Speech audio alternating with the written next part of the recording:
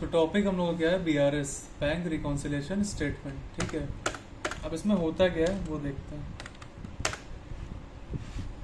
कुछ कंडीशन पे भी बात करेंगे, समझ में आ जाएगा आपको।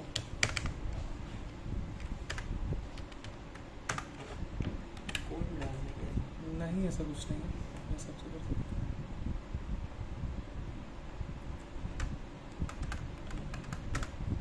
हैं। इंटरेस्ट ऑन अच्छा ऑन है क्या वो?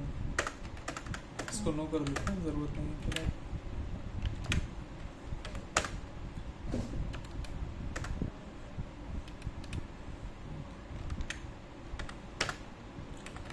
कौन कौन से लेजर्स की ज़रूरत पड़ेगी हमको? फॉर एग्जांपल कुछ एक्सपेंसेस की ज़रूरत पड़ेगी, इनडायरेक्ट एक्सपेंस, ठीक है, सैलरी हो गई, ठीक है, किसी भी टाइप के बिल्स हो गए, फॉर एग्जांपल वेजेस हो गई,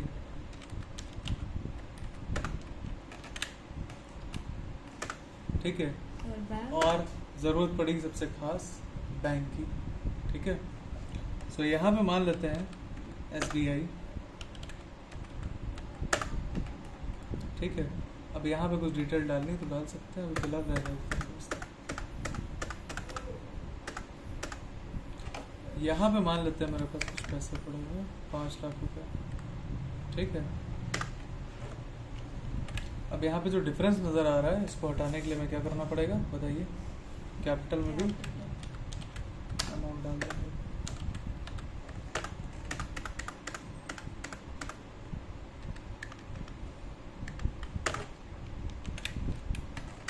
अच्छा, BRS किया क्यों जाता है? पहले ट्रांजैक्शन करते हैं फिर समझते हैं। ठीक है, मान लेते हैं एक रेंट पे किया मैंने, कितने का था वो रेंट? मान लेते हैं वो रेंट था हमारा 15,000 रुपये का। ठीक है, किससे पे कर दिया? चेक के थ्रू पे कर दिया। ठीक है,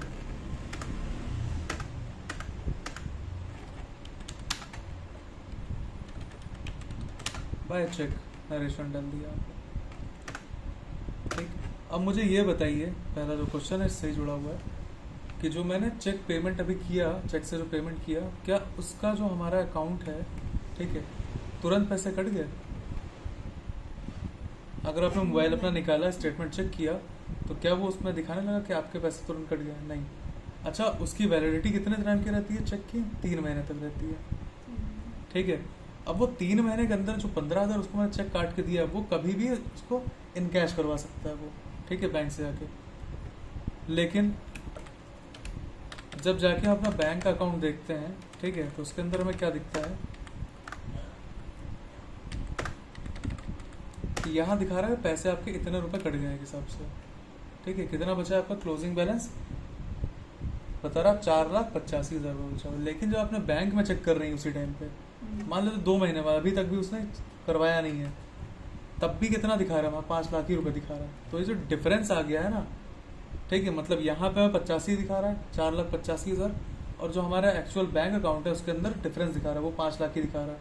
इसको हटाने के लिए हमें क्या करना होता है? BRS यूज करना होता है। ठीक है, कुछ और ट्रांजेक्शन कर लेते हैं।